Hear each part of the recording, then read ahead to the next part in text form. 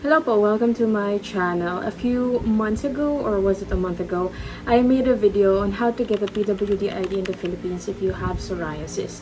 Now, a lot of people have asked me a lot of questions on that short video, so I decided to make a longer video in order to help you with the process and what I did to be able to get my PWD ID. Now, welcome back to my channel. In today's video, I'm gonna show you how to get the PWD ID in the Philippines, and also I will be sharing my experience on how I got it kasi may psoriasis po ako. Now, if you have someone you know who has psoriasis or any disability, if you are just curious about the process, watch this entire video. Now, so first we are going to talk about PWD ID. It is a PWD ID is a government issued ID to persons with disabilities to help them access various benefits and discounts on things like transportation, medicine nila, and even yung mga services. Now, it's important because it's proof na may disability ka, and it gives you legal recognition to get these benefits. Now, when I got my first ever PWD, this is my second one. When I first got my PWD ID, it wasn't something like this. It was a piece of paper that they laminated, and I had my booklet with me, flashing with you my booklet. Now, in this booklet, hindi po ako binigyan on my second one kasi I did not really mention that I needed a new one, but I just wanted to tell you that in my second of acquiring of a booklet, I did not get it, pero hindi ko sinabi that I needed a new one, kaya siguro hindi ako binigyan. So, my first PWD ID was valid for 3 years, and this PWD ID is also valid for 3 years. Now, 3 years validity from the date issued. Nandyan yan sa ID. They will put it there on how long the validity is, which is weird again, kasi if you have a disability that is permanent, why would your ID have any timeline on when will it be up for validation? Ang weird lang. Kasi may sakit, basically, yung psoriasis ko po ay isang autoimmune disease. Ito po ay sakit sa dugo ko po. So basically, I will not be having, like, there is no cure for me because it's in my blood. So I don't know why I had to, or no, not only me, but people who will be availing the PWD ID would have to avail for like a new one every 3 years. Now, example, if you have a disability, just like if you lost your leg, why would you have to renew your PWD ID? It's basically permanent. So I think it's one of the things that our government, or the PWD ID people need to have a talk around, because I don't think this is I think it's a little bit weird. And yeah, so who can get a PWD ID? So according to the law, anyone with permanent physical, mental, or sensory impairment qualifies. So this includes conditions like visual impairment, hearing disabilities, mobility problems, meaning maghirap na po kayong gumalaw, and chronic illnesses like psoriasis. Now, mobility problems, marami pong mga sakit na ganyan,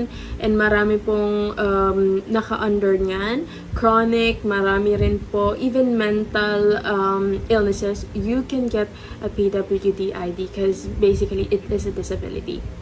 I mentioned po visual impairment. So, kung mataas na po yung grado nyo sa eyeglasses, and you can ask your LGU if okay lang or you are eligible for a PWD ID. Para sa akin lang, people have been arguing about this as well, na hindi daw disability kapag may eyeglasses ka when it comes to visual impairment, which is a little bit stupid again for me, kasi nga, this is a disability tool. This just helps you to see better, not necessarily make you 20/20 yung yung sight mo. Again, it's something up for debate. So yun po ang kung sino ang pwedeng kumuha ng PWD ID. No. So let's talk about how I got this PWD ID for my psoriasis. Now, first of all, I have a psoriasis.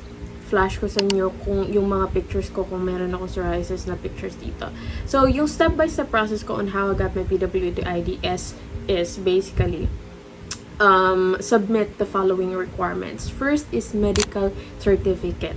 So it is a document from a licensed doctor that confirms you have a disability. So yung RHU namin is one of the places that I got my certificates. Pero yung pinaka-first na PWD ID ko, I got my certificate from a hospital. Sa General Hospital po ako nagpagawa ng medical certificate. And in that medical certificate, sinabi lang ni Doc na Pia Jane has this disability, ganito, ganyan. Sa psoriasis ko naman, from a derma. And yung sa eyeglasses ko, iba rin. So, you can go to your RSU or to any licensed doctor actually to confirm na may disability ka. Second is valid ID. Magdala ka ng valid ID when you go. And if you want to get your PWD ID. And next is proof of residence. So proof of residence, may it be a barangay certificate or utility bill that has your name. Now, it just is a proof na you are living in that LGU. Now, if you don't have any utility bill that nakapangalan sa iyo, I think it's better to have a barangay certificate para sure na lang. No? It's much more surer than the utility bill. And then, ang pinaka-last is yung application form, which you will get from your PWD ID desk. No? I think they will definitely give you that, and you will fill that out when you get to the LGU. Sabi ng iba, there are future interviews or evaluation if you actually have a disability. In my cases rin that you will have to attend a seminar. But for me, I did not attend any of those even during my first PWD ID acquiring kireme. No, I just sent my IDs, my barangay certificate, and my medical certificate, and and then I got the ID for the I would say 2 weeks. Like 2 weeks that are fully working days for the people that are going to prepare my PWD ID. I mentioned that having PWD ID will give you discounts and other benefits. So for example, I got discounts with the medicines that I got from for my psoriasis. There are discounts for my medical checkups and even transportation.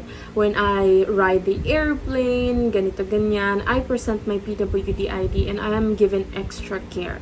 Kasi with psoriasis, I also have mobility problems, especially if the red patches are on my knees or on the creases of my arms. Ang hirap po gumalaw. So not only it is a chronic illness, it is also a something that gives me mobility issues, and it affects me mentally. So I think I'm checking all the boxes when it comes to the PWD ID necessary requirements to get it. So when you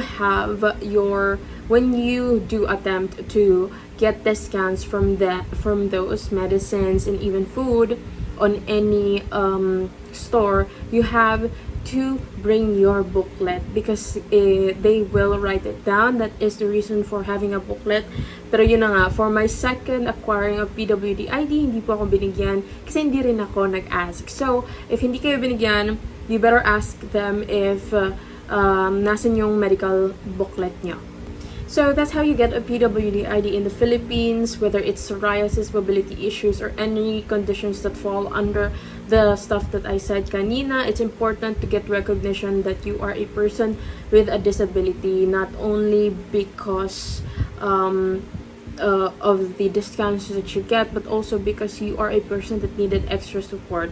So I really hope that this video helped a little bit.